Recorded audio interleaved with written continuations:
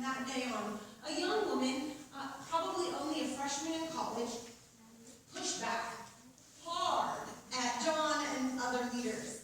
You see, she was a kid who was paying for her own way through college. And the only thing she'd ever heard from the pulpit was that stewardship was about giving money. She had none. She had nothing to give. Sometimes she barely could pay for her own groceries, let alone her tuition. And so she pushed back, what am I, a 19-year-old kid, supposed to do when they talk about stewardship?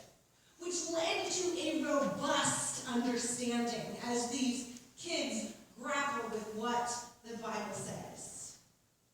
I can't help, as I read this text from John for preparation for this week, thinking about what it might look like if we consider it as an act of stewardship. This young boy doesn't even get his name mentioned. I wonder if he was the age of my Sam or Claire. I wonder how old he was. I wonder if he had parents there. I do know that his barley loaves were a sign of poverty. That was the food of the poor in those days. I don't know if those 5 loaves and 2 fish were all he had for the day or the week, or we don't know if he had just gone shopping for his family and needed to go home. We have no idea. But he somehow finds himself in this crowd and gives what he has, what he is able. There are some Enlightenment scholars who have tried to say that this young child shamed everybody else into taking their hidden lunches out and sharing with everyone. I'll never forget, Jim Bibbs, a professor at Grove City College, said, which do you think is more likely? Do you think it's more likely that a child shamed a bunch of people into being generous, or that the God of the universe was able to break bread and make a meal for the thousands? He said, either one, it's probably a miracle. Probably a miracle.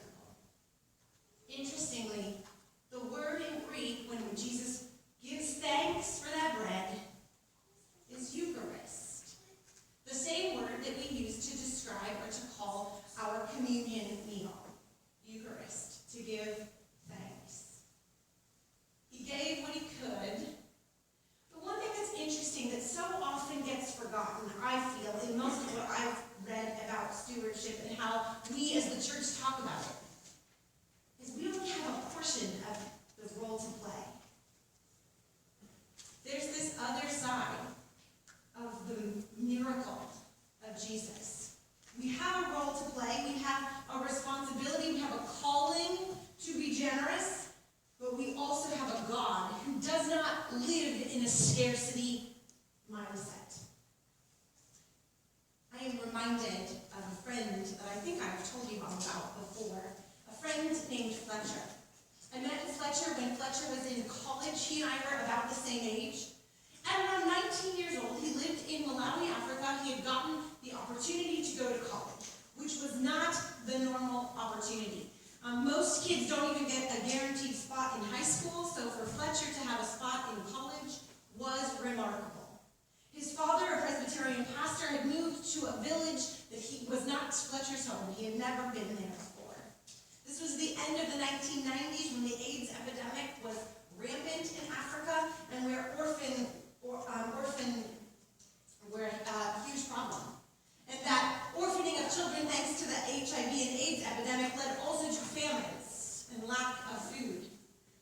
Fletcher went to visit his father early on in his college tenure and found himself in one of the poorest places he had been. And he saw these orphans everywhere. There was no residential orphan center for kids in Malawi at that time or even now. What they did was they put them in homes of their friends and